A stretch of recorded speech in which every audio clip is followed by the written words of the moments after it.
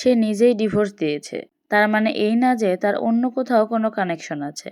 হতে পারে সংসারটা তার মনের মতো হয়নি। সে যথাসাধ্য চেষ্টা করেছে টিকিয়ে রাখতে, টিকে থাকতে।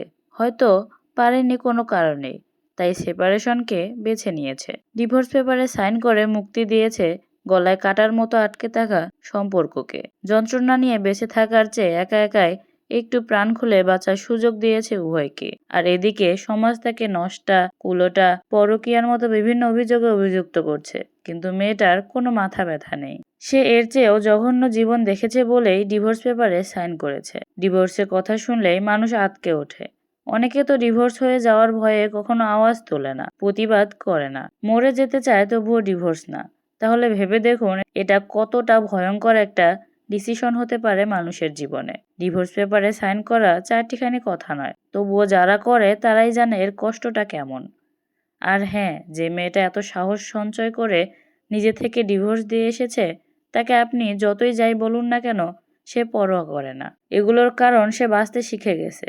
সকল নেগেটিভিটিকে উপেক্ষা করে, অযথা বকবক করে মস্তিষ্কের ক্ষয়। সমাজের ওই মানুষদের হচ্ছে যারা নির্যাতনে মরতে ভালোবাসে কিন্তু একাকী, আত্মসম্মানে নয়। মেয়েটিকে তার স্বামী ডিভোর্স দিয়েছে, আর আপনি শুরু করেছেন নিজের অনুমানের প্রকাশ।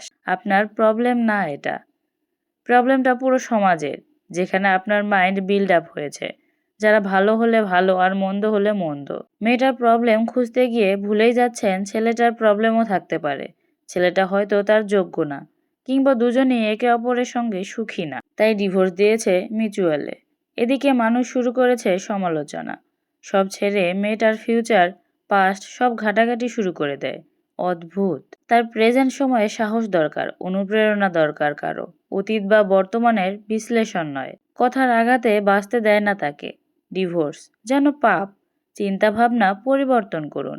সেপারেশন কোনো পাপ নয়, তবে পাপের উদ্দেশ্যে সেপারেশন পাপের চেয়েও জঘন্য।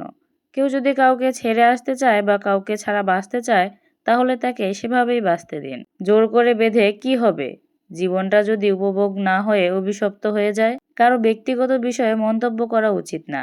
ডিভোর্সের ব্যাপার তো কখনোই না, কারণ এটা সবচেয়ে স্পর্শকাতর ব্যক্তিগত বিষয়ের একটি। এ সময় মানুষ এমনিতেই অনেক বড় ট্রমায় থাকে, বেরিয়ে আসতে সময় লাগে। তাকে বেরিয়ে আসতে দেন।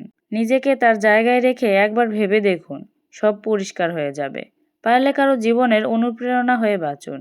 অনুশোচনা করার মতো কাজ থেকেই বিরত থাকাই শ্রেয়। ডিভোর্স নেওয়া পাপ নয়, ভুল মানুষের সঙ্গে জড়িয়ে থেকে নিজেকে কষ্ট দেওয়াটাই পাপ। কথাগুলো সংগ্রহীত ছিল। আজকের ভিডিও এই পর্যন্তই। ভালো থাকবেন সবাই। আল্লাহ হাফেজ।